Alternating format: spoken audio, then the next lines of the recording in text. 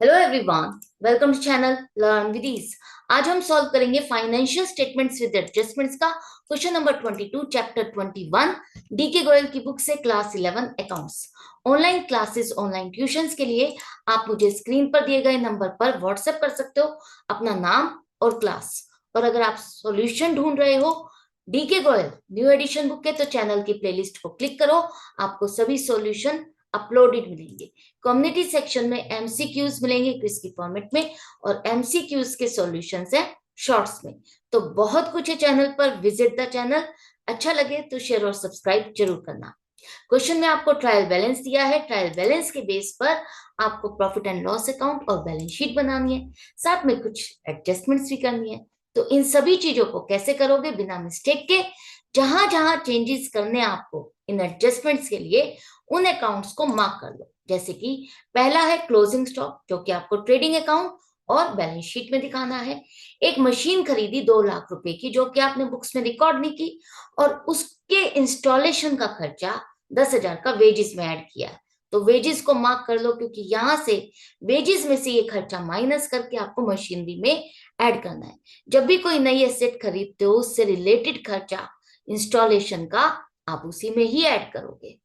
आपने परचेज के लिए एडवांस पेमेंट की, परचेज एडवांस पेमेंट की है, अभी स्टॉक मिला नहीं है, तो परचेज में से इसको माइनस करोगे। तो ये भी आप मार्क कर लो, इसमें चेंजेस करने हैं। इसके बाद जनरल एक्सपेंसेस में 20,000 के वेजेस इंक्लूडेड है, तो जनरल एक्सपेंसेस को मार्क कर लो, इसमें आपको चेंजेस करने। तो वेजेस से रिलेटेड काफी एडजस्टमेंट्स है, एक दो, और थर्ड वन क्या है, एक स्कूटर स्टैंड बनवाया है 50,000 का, जो कि आपने वेजेस में ही इंक्लूड किया। तो थर्ड एडजस्टमेंट ये माइनस करना है, क्योंकि एसेट में एडिशन हो रहा है। अगर आप स्कूटर स्टैंड बनवा रहे हो तो बिल्डिंग में ही एक एडिशन हो रहा है, तो बिल्डिंग में आप इसको ऐड करोगे और वेजेस में से माइनस करोगे। एडवांस फॉर फर्नीचर, ये प्रोप्राइटर का खर्चा है, ड्रॉइंग्स है। इसके बाद डेप्रिसिएशन लगाना है आपको तीनों एसेट पे, और एडवर्टाइजमेंट का जो खर्चा है वो कहा है कि 2/3 अनएक्सपायर्ड, मतलब 1/3 आपको खर्चों में डालना है।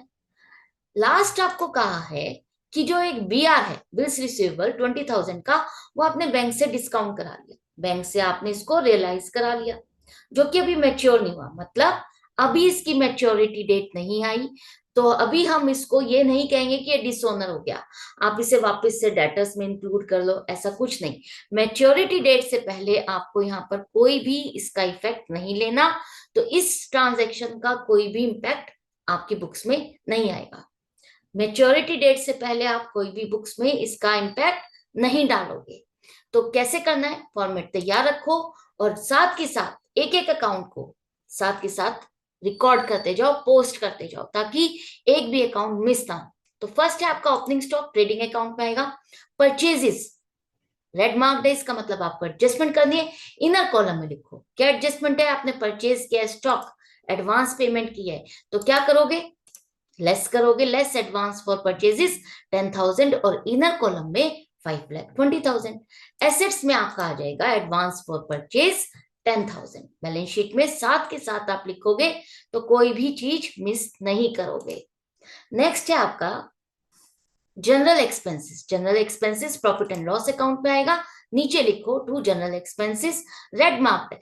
तो क्या है रेड मार्क्ड है, क्या एडजस्टमेंट करनी है, इसमें लिखा है कि 20,000 रुपीज वेजेस इंक्लूडेड है, तो वेजेस का खर्चा जनरल एक्सपेंसेस में से माइनस करो।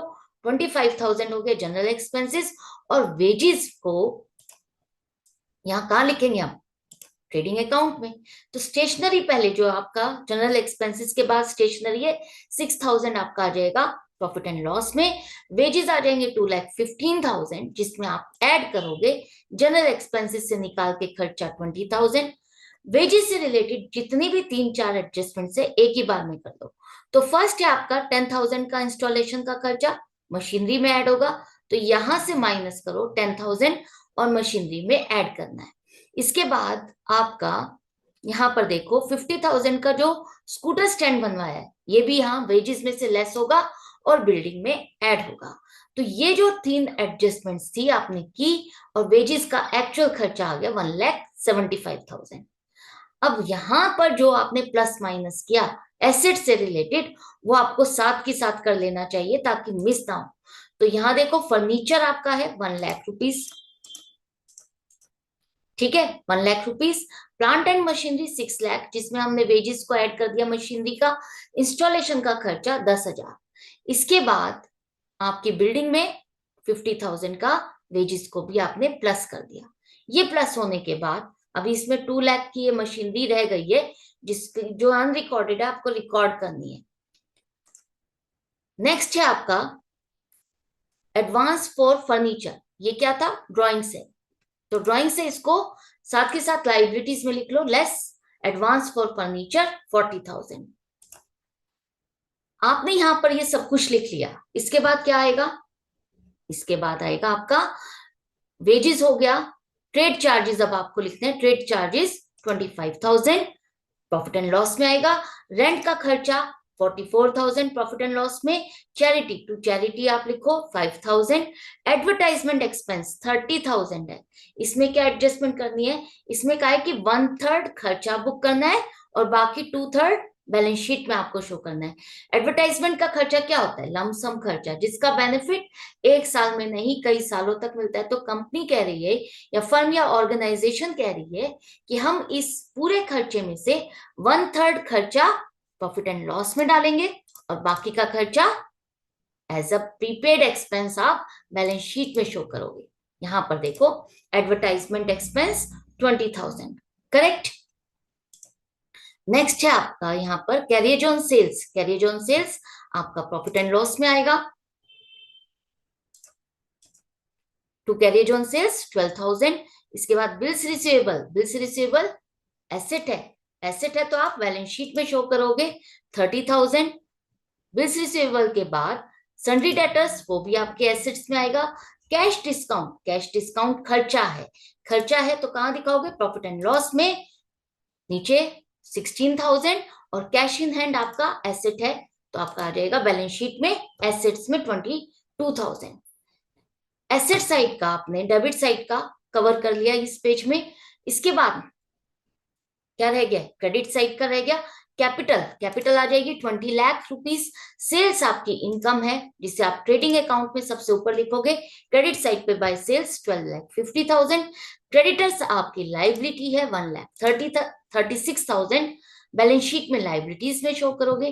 Trade charges due but not paid, outstanding trade charges हैं जो कि आपने पे नहीं किए तो लाइबिलिटी है, तो कहां लिखोगे? बैलेंस शीट में। लाइबिलिटी साइड पर आउटस्टैंडिंग रेंट 4,000 हो जाएगा लाइबिलिटीज में। और बैंक बैलेंस, क्रेडिट बैलेंस है, इसका मतलब ये बैंक ओवरड्राफ्ट है तो बैंक बैलेंस लिखो 45,000। बैलेंस शीट हो गई। यहाँ पर आपने जो जो अकाउंट से सभी रिकॉर्ड कर लिए, जितनी एडजस्टमेंट्स आप कर सकते थे साथ के साथ वो भी कर ली। रह क्या गया है? अब आपको यहाँ पर क्या करना है? क्या रह गया आपका यहाँ पर? एक तो डेप्रिसिएशन रह गया है, तो डेप्रिसिएशन आपको लगाना है। सबसे पहले मशीनरी जो अनरिकॉर्डेड है 2 लाख रुपीस की, उसको आप रिकॉर्ड करोगे। अगर रिकॉर्ड करोगे तो मशीनरी ऐड होगी। जब भी कोई एडजस्टमेंट करते हो, अनरिकॉर्डेड मशीनरी का मतलब है आपने इसको बुक्स में रिकॉर्ड ही नहीं किया, तो ये आपने मशीनरी ना तो डेबिट साइड पे लिखा और ना ही क्रेडिट साइड पे। तो अगर हम मशीनरी डेबिट कर रहे हैं तो क्रेडिट क्या होगा? या तो आपने इसको पेमेंट करके खरीदा है या अभी पेमेंट नहीं की, तो जिसको पेमेंट नहीं की तो वो क्रेडिटर है अभी आपका। तो अगर यहाँ पर हमारे पास कोई इंफॉर्मेशन नहीं है कि हमने पेमेंट की है नहीं की है, तो हम यही मान के चलेंगे ये जो आपने मशीनरी खरीदी ये उधार पर खरीदी है जिसके लिए आपको अभी पेमेंट करनी है। तो 2 लाख रुपीस का मशीनरी में ऐड करोगे और यहाँ लाइबिलिटी साइड पे दिखाओगे creditor for machinery 2 lakh rupees. I hope समझ में आ गया। जो भी आप एडजस्टमेंट करते हो उसका डबल साइड इम्पैक्ट आएगा। तो यहां पर अगर 2 लाख रुपए की मशीनरी आपने रिकॉर्ड नहीं की तो क्या होगा?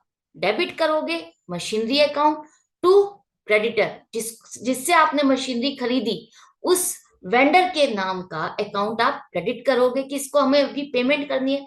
तो नाम हमारे पास नहीं है तो हम क्या लिखेंगे? Creditor for machinery 2 lakh rupees. ये क्लियर हो गया। अब हमें डेप्रिसिएशन लगाना है तीनों एसेट पर। तो हमारी एसेट क्या हो गई, प्लांट एंड मशीनरी 8,10,000। इस प्लांट एंड मशीनरी पर 20% डेप्रिसिएशन लग जाएगा 1,62,000 का। बाकी कितना बचा, 6,48,000। बिल्डिंग पर आपको लगाना है 10% डेप्रिसिएशन 1,50,000 और फर्नीचर पे लगाना है 15% 15,000। तो ये तीनों एसेट पर आपने डेप्रिसिएशन लगा दिया। उसके बाद एक चीज और रह गई है, क्लोजिंग स्टॉक। क्लोजिंग स्टॉक 60,000 आपका आ जाएगा एसेट साइड पर। बैलेंस शीट में जो चीजें लिखनी थी हमने सारी कवर कर ली। अब जो ये डेप्रिसिएशन और स्टॉक रह गया है इसे आप trading and profit and loss account में लिखो। क्लोजिंग स्टॉक आपका आएगा ट्रेडिंग अकाउंट में क्रेडिट साइड पे 60,000 और जो डेप्रिसिएशन आपने तीनों एसेट्स पर लगाया वो कहाँ आएगा, to depreciation on plant and machinery, तीनों एसेट का टोटल 3,27,000। सब चीजें हो गई है। अब आपको प्रॉफिट निकालना है। तो सबसे पहले ट्रेडिंग अकाउंट का प्लस माइनस करो। क्रेडिट साइड का टोटल आपका 13,10,000 है और डेबिट साइड का टोटल है 7,45,000। तो जो डिफरेंस आ रहा है वो क्रेडिट साइड का बैलेंस ज्यादा है, तो क्रेडिट बैलेंस है मतलब प्रॉफिट। प्रॉफिट ग्रॉस प्रॉफिट लिखो, to gross profit closing down 5,65,000। End में लिखो यहाँ पर टोटल। ट्रेडिंग अकाउंट पूरा हो गया। ये प्रॉफिट अब आपने ब्रॉट डाउन किया प्रॉफिट एंड लॉस अकाउंट में 5,65,000, जिसमें से आपने ये खर्चे माइनस किए।